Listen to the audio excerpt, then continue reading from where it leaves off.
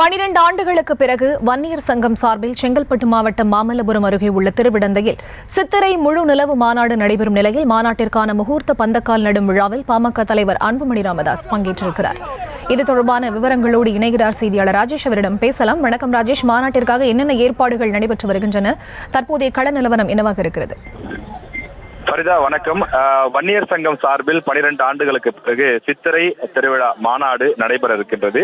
மே 11ஆம் தேதி நடைபெற உள்ள நிலையில் அதற்கான அந்த முகூர்த்த பந்தக்கால் நடக்கூடிய விழா தற்போது நடைபெற்று வருகிறது. பாமக தலைவர் அன்புமணி ராமதாஸ் பங்கேற்று இந்த பந்தக்கால் நடக்கூடிய விழாவினை ஒரு பிரம்மாண்ட விழாவாக அவர்கள் நடத்தி வருகின்றார்கள். மே 11ஆம் தேதி தமிழகம் முழுவதும் பல்வேறு மாவட்டங்களிலிருந்து பல்வேறு இளைஞர்கள் வந்து இந்த மாநாட்டிலே பங்கேற்பதற்கான விரிவான ஏற்பாடுகள் செய்யப்பட்டு வருகின்றது.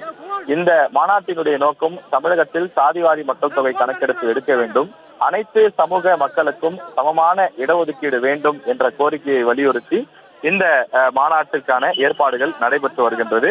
பல ஊர்களிலிருந்து ஆயிரக்கணக்கான அந்த பேருந்துகள், அதே போல அங்கிருந்து ஆயிரக்கணக்கான இளைஞர்கள் வருவார்கள் என்பதனாலே அதற்கு ஏற்ப விரிவான ஏற்பாடுகள் செய்யப்பட்டு வருகின்றது.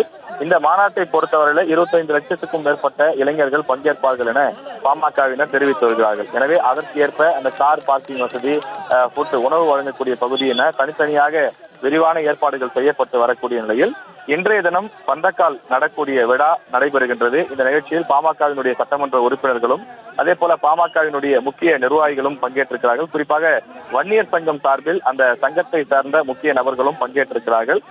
நீண்ட ஆண்டுகளுக்கு பிறகு, கிட்டத்தட்ட 2013க்கு பிறகு தற்போதுதான் இந்த மாநாடு நடைபெறுகிறது என்பதனாலே இது பாமகவினருக்கும் வன்னியர் சங்கத்தினருக்கும் கூடுதல் உற்சாகத்தை கொடுத்திருப்பதாக தெரிவித்துள்ளனர்.